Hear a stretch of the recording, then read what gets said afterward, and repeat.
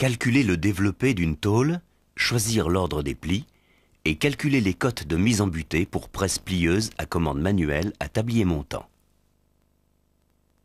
Calcul de développé. Voici un plan d'une tôle de 2 mm d'épaisseur. Nous devons réaliser des plis successifs de façon à obtenir le profil de cette pièce. Le calcul du développé se fait toujours en utilisant les cotes extérieures, comme sur le plan. Représentons schématiquement le développé de notre tôle avec ses points de repère, avec leurs cotes, les angles de pliage. Utilisons la règle à calcul du fabricant. Pour une épaisseur de 2 mm, V de 12 imposé. Angle 75 degrés. Nous lisons une réduction de moins 3,1. Nous l'écrivons. Pour l'angle suivant, 90 degrés. Nous lisons moins 3,8. Nous l'écrivons. Angle suivant, 90 degrés. Même valeur, 3,8 que nous écrivons. Angle suivant, 135 degrés. Nous lisons moins 1,2. Nous l'écrivons. Faisons la somme des longueurs entre plis, 460 mm.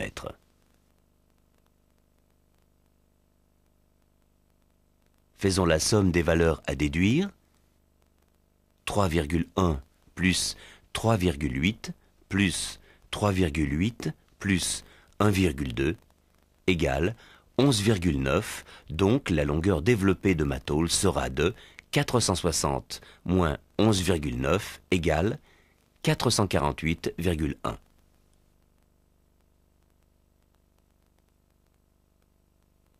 Choix de l'ordre des plis. Il y a plusieurs possibilités. Choisissons-en une. Par principe, il faut toujours se mettre en butée sur l'une des extrémités de la tôle, toute l'épaisseur de la tôle étant en appui sur la butée, ou un pli à 90 degrés.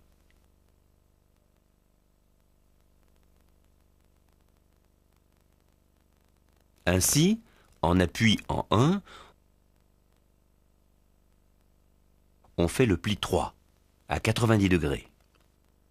Ensuite, en appui, toujours en 1, mais en retournant la tôle, puisque le pli est inverse, on réalise le pli numéro 2 à 75 degrés.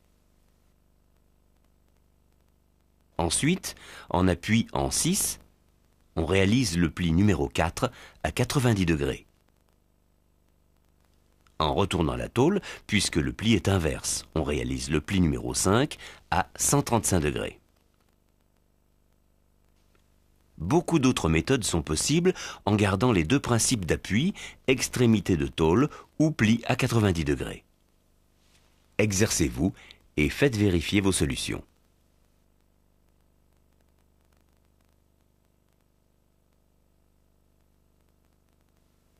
Calcul des mises en butée. Reprenons notre schéma de développé. Au pli numéro 2, les 3,1 mm se répartissent de moitié. 1,55 sur la cote de 100 et 1,55 sur la cote de 80.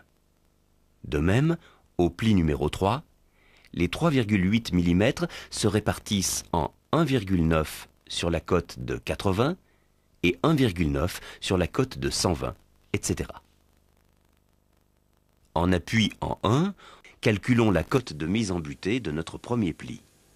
Le pli numéro 3, 100 plus 80, moins 3,1 du pli numéro 2 et 1,9 du pli numéro 3, soit 175 mm, c'est notre cote de mise en butée pour réaliser le pli numéro 3 avec mise en butée en 1.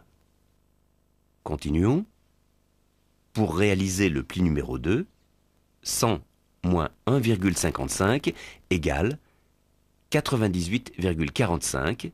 C'est notre cote de mise en butée pour réaliser le pli numéro 2 avec mise en butée en 1. Calculons la cote de mise en butée du pli suivant, le pli numéro 4, avec mise en butée en 6. 90 plus 70 moins 1,2 du pli numéro 5 et 1,9 du pli numéro 4, soit 159,9 mm, c'est notre cote de mise en butée pour réaliser le pli numéro 4 avec mise en butée en 6. Calculons enfin la cote de mise en butée de notre dernier pli, le pli numéro 5, 90 moins 0,6 du pli numéro 5, soit 89,4 mm, c'est notre cote de mise en butée pour réaliser le pli numéro 5 avec mise en butée en 6. Mais il ne faut pas oublier de retourner la pièce avant de le réaliser. Regardez. Faisons d'abord le pli numéro 3 à 90 degrés, avec butée à 175 mm.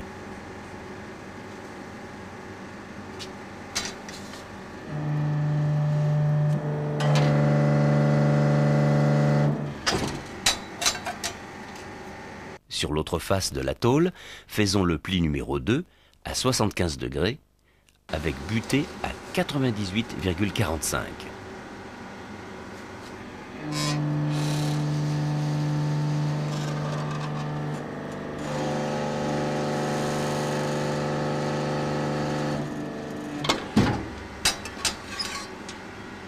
Dans le même sens, mais à l'autre bout de la tôle, le pli numéro 4 à 90 degrés avec butée à 159,9.